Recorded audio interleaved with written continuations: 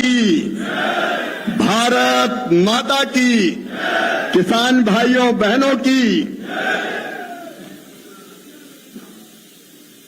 आदरणीय मंच क्योंकि सभी प्रमुख किसान संगठनों के नेता यहां विराजमान हैं, एक लघु भारत का दृश्य यहां उपस्थित हो रहा है। मैं आपको प्रणाम करता हूं।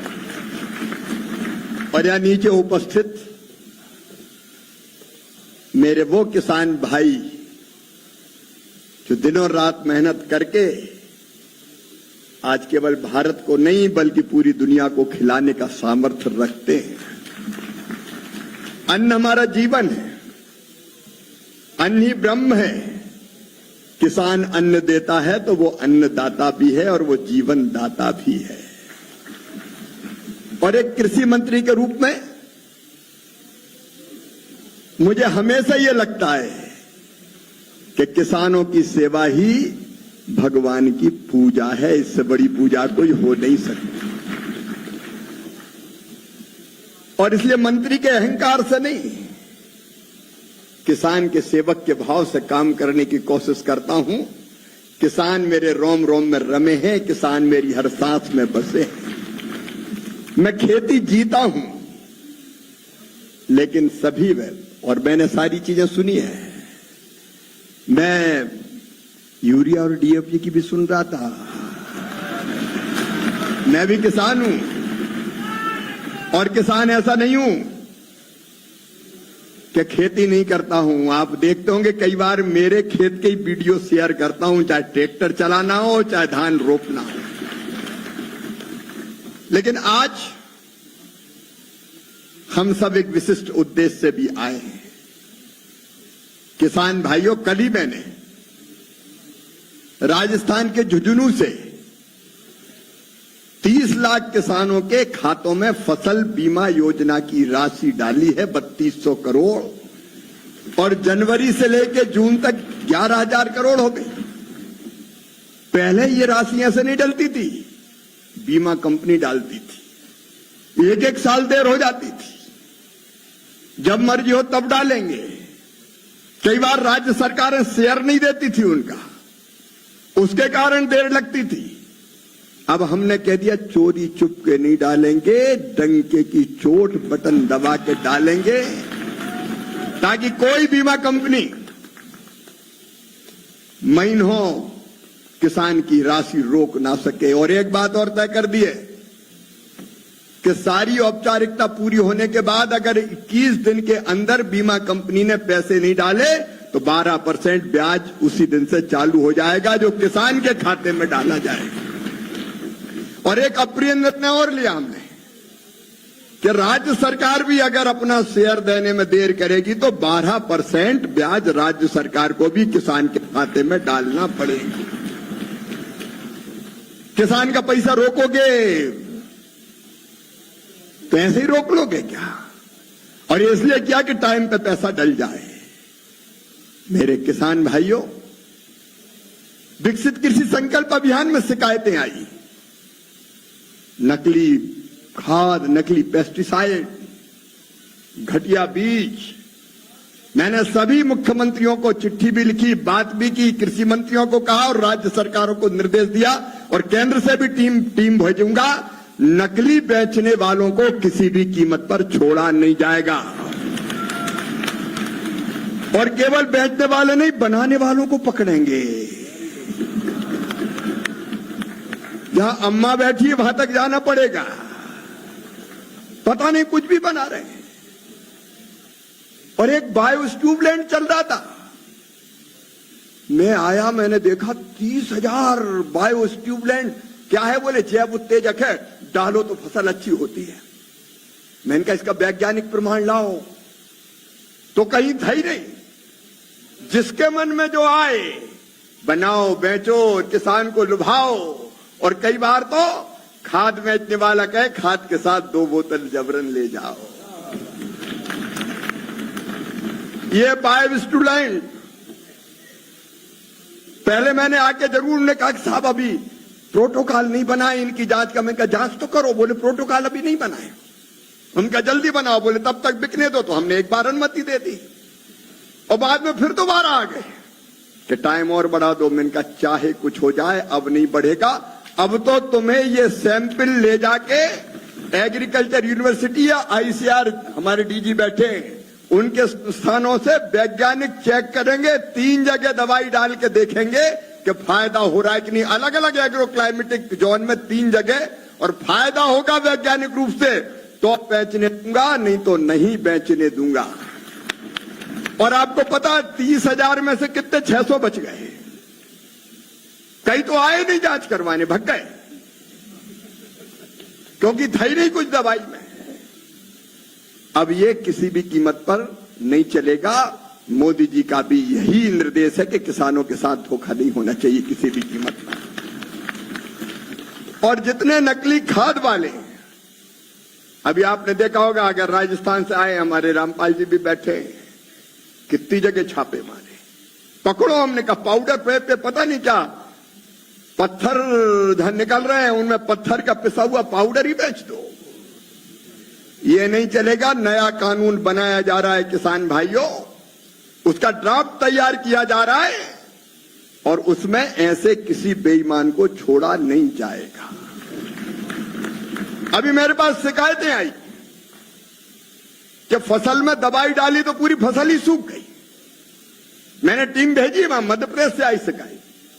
हमारे वैज्ञानिक गए वहां, हमका दवाई उठाओ सैंपल, फिर उससे दुकानदार से पूछो लाया कहां से था, और जहां बनी थी वहां तक जाएंगे। इनको छोड़ेंगे नहीं, पूरा मुआवजा इनको किसान को देना पड़ेगा, सजा मिलेगी वो अलग। इन चीजों में अंदर तक जाना पड़ेगा। आपने ये यूरिया की बात कही है, कृषि मंत्रालय फर्टिलाइजर मिनिस्ट्री के संपर्क में है। हम राज्यों को उपलब्ध करा रहे हैं वितरण की व्यवस्था राज्य सरकारों की। जहां से शिकायत आएगी निश्चित तौर पर जांच करेंगे हम लोग, और वहां यूरिया, डीएपी या आवश्यक खाद पहुंचे, इसमें कोई कसर नहीं छोड़ेंगे। लेकिन मैं बहुत विस्तार से सब योजनाओं पर बोलने नहीं आया। कई तरह की नई चीजें हम प्रारंभ कर रहे हैं। किसान भाइयों, जहां हम पैदा करते हैं वहां चीज के दाम कम होते हैं।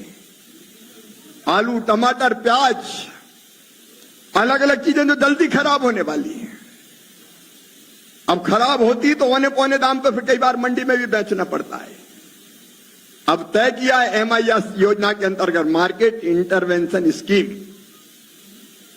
कि अगर गांव में सस्ता बिक रहा और शहरों में ज्यादा कीमत मिल रही, टमाटर गांव में अगर कभी, अभी तो अच्छे दाम है क्योंकि कम हो रहा है, बरसात है, लेकिन शहरों में पता चला 30 रुपया 40 रुपया किलो बिक रहा है, गांव में 2 रुपया किलो बिक रहा है। अब ऐसे में अगर अपना ऐसा उत्पाद जो जल्दी खराब होने वाला टमाटर, आलू, प्याज जैसा, आप बड़े शहर में जहां रेट अच्छा मिलते हैं वहां राज्य सरकार के किसी संस्था के माध्यम से लाएंगे। लाते इसलिए नहीं कि ट्रक का भाड़ा कौन देगा, वैसे ही मर जाएंगे। अब मैं आपसे कह रहा हूं, ट्रक का भाड़ा केंद्र सरकार चुकाएगी ताकि उचित जगह बेच के आपको ठीक दाम मिल सके। ऐसी अनेकों योजनाओं पे हम काम कर रहे हैं। लेकिन आज मैं किसान के नाते भी अपने प्रधानमंत्री नरेंद्र मोदी जी को बधाई देना चाहता हूं, उनका अभिनंदन करना चाहता हूं, उनका स्वागत करना चाहता हूं। पहली चीज तो सिंधु जल का समझौता। अभी गीदड़ भपकियां दे रहे हैं पड़ोसी, अमेरिका से दे रहे हैं परमाणु हथियार। अरे भारत किसी गीदड़ धमकी से भपकी से डरने वाला नहीं है। पूरी दुनिया सुन ले, सिंधु समझौता रद्द हो गया है। हमारा पानी हमारे किसानों के काम आएगा, ये तय फैसला है मोदी जी का। ऐसा अन्यायपूर्ण समझौता, नदियां हमारी, धरती हमारी, पानी हमारा, और नहर बनेगी पाकिस्तान में। और केवल पानी नहीं दिया, 80% पानी भी दिया, और वहां नहर बनाने के लिए नेहरू जी ने पैसा भी दिया। ये पाप था, पाप।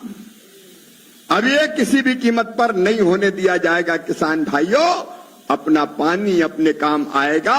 अपने प्रधानमंत्री जी ने कह दिया है खून और पानी साथ नहीं बह सकते, नहीं बह सकते।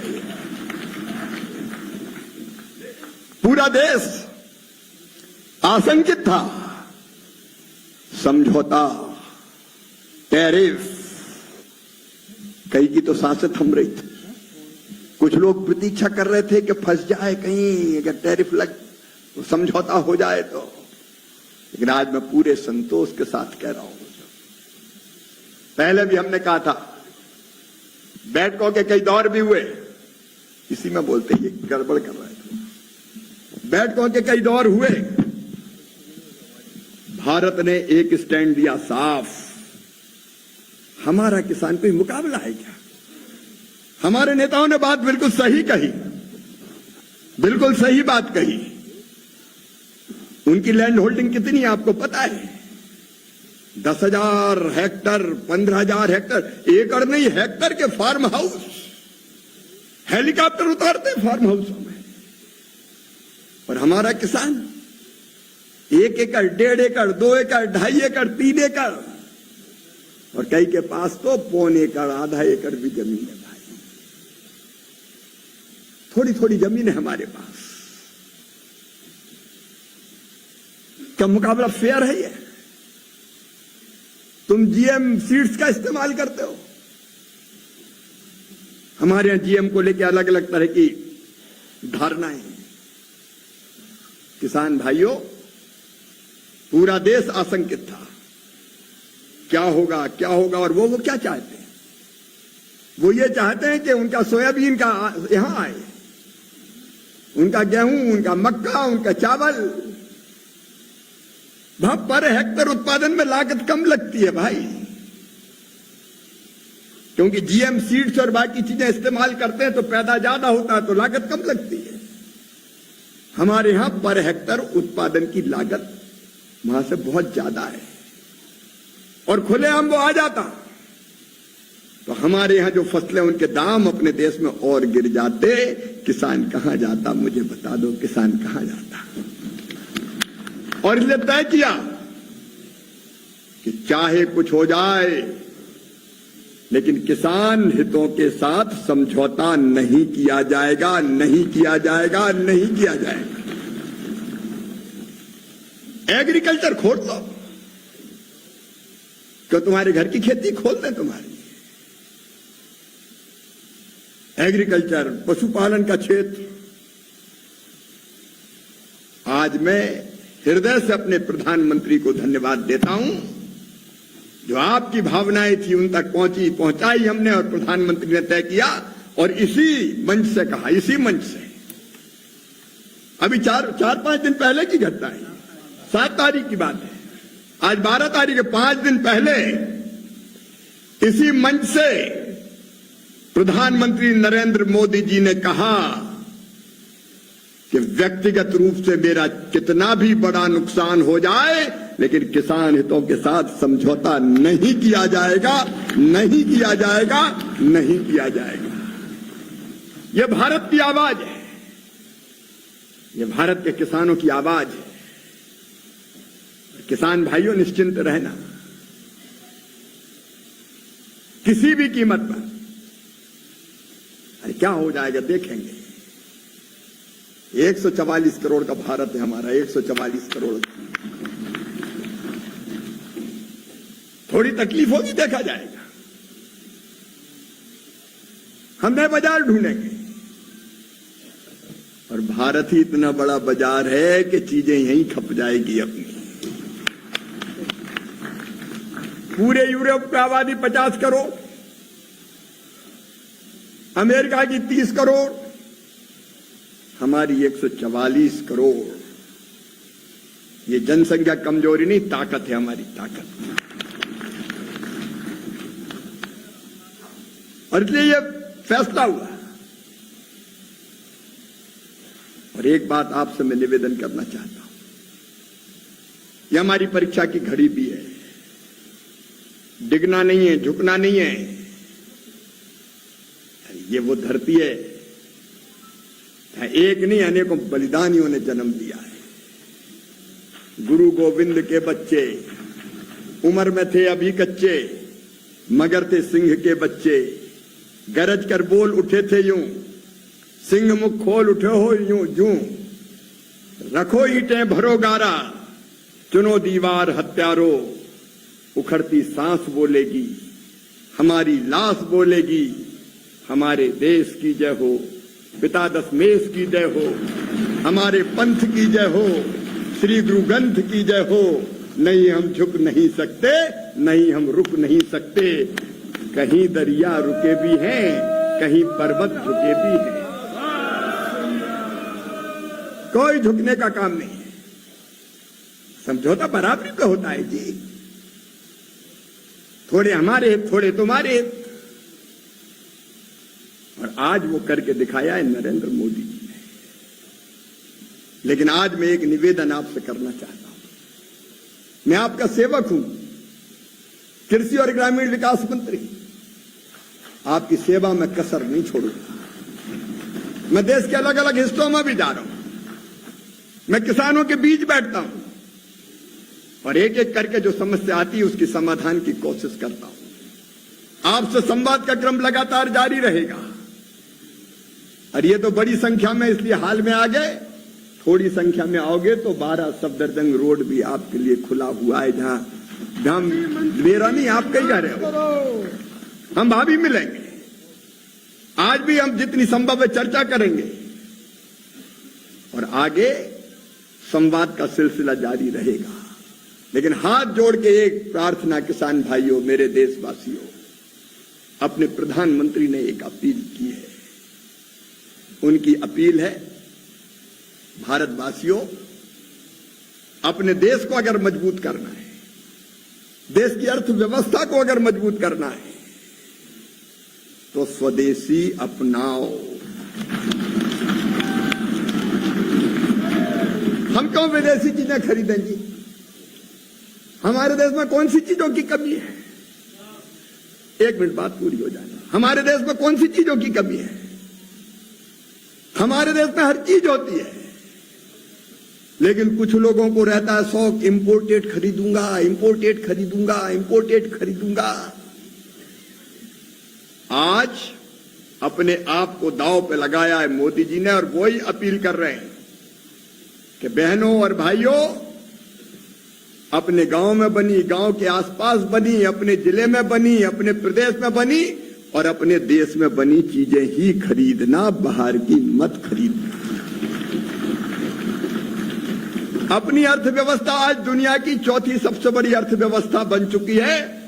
अंग्रेज जिनने कभी हम पर राज किया, उनको हमने पीछे छोड़ दिया। अब दुनिया में तीसरी अर्थव्यवस्था सबसे बड़ी बनने वाले हैं, और वो दिन आएगा जब भारत दुनिया की सबसे बड़ी अर्थव्यवस्था बनेगा। लेकिन इसके लिए हमें भी योगदान देना पड़ेगा, हमारा भी तो कर्तव्य है, हम भी तो इस देश के नागरिक हैं, ये अपनी भारत माता है कि एक काम नहीं कर सकते कि नहीं खरीदेंगे विदेशी चीज।